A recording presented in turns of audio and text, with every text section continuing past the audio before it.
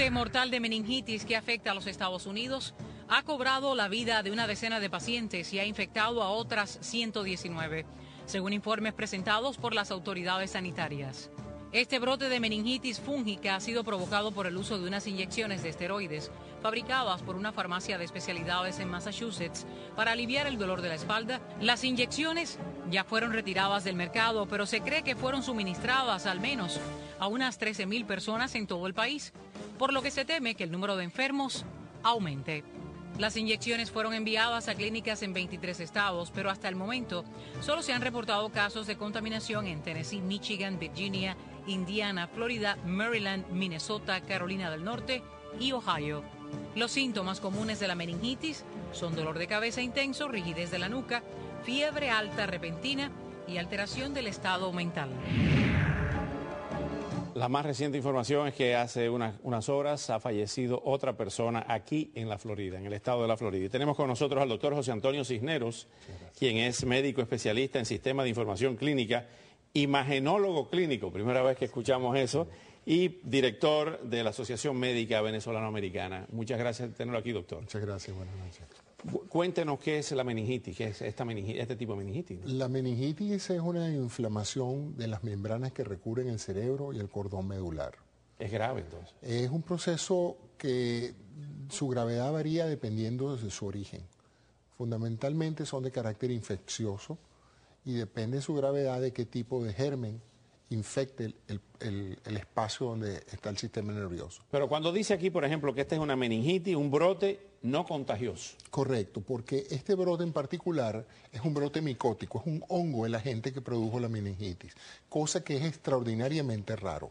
La mayoría de las personas familiarizadas con el término meningitis probablemente lo han escuchado porque su hijo adquirió un cuadro de meningitis viral en la escuela, que es muy común porque es sumamente contagioso entre los adolescentes y eventualmente se presenta el cuadro típico de un muchacho que llega a la casa con un dolor fortísimo en la cabeza que no mejora con el tratamiento habitual, empieza a dificultarse el movimiento del cuello, que es lo que se llama la rigidez de la nuca, hay un espasmo de los músculos de la nuca y hay lo que se llama la fotofobia, una gran sensibilidad a la luz.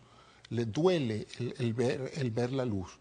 Entonces, esos son clásicos síntomas de meningitis y cualquier tipo de irritación nerviosa puede producir cansancio, fatiga o simplemente una excitación enorme. Y el paciente es llevado al hospital con un cuadro en el cual se diagnostica la meningitis viral, que es la más común y la más leve. ¿Con qué se ataca eso? Básicamente se utilizan tratamientos antiinflamatorios, muchas veces no es necesario dependiendo de la gravedad del caso. El mismo sistema inmunológico de la persona combate el virus y el proceso cede. En otros casos la meningitis es producida por una bacteria, usualmente el meningococo y otro tipo de bacterias que ya producen una infección bacteriana una meningitis bacteriana. Es más severa y esa sí puede tener secuelas graves. ¿Qué pasó con esta? Con esta lo que pasó es que muchos pacientes que tienen dolor de espalda o problemas de dolores musculares son tratados por médicos inyectándoles esteroides locales. Al paciente se le hacen unas infiltraciones, unas mezclas de esteroides antiinflamatorios y anestésicos locales en el sitio donde duele la espalda. Cortisona, por ejemplo. Exacto, la cortisona es uno de ellos. En este caso es la prednisolona la que se usó.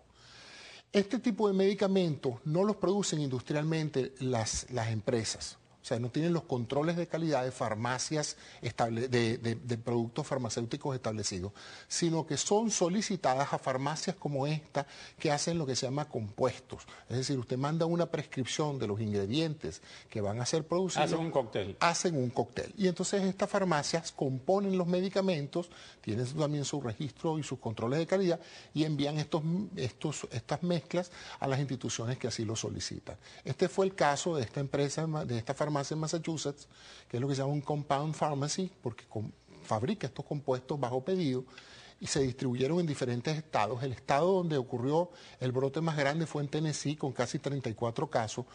En el caso de la meningitis fúngica o micótica por hongos, pues, la meningitis tarda en incubarse porque el hongo tiene un crecimiento lento, no es el proceso agudo del muchacho que se contagia hoy lunes y el viernes tiene una meningitis, sino puede tardar meses. Estamos viendo que hay 11 muertos, con este de la Florida 12, 119 personas enfermas, 105 que se habían enfermado anteriormente.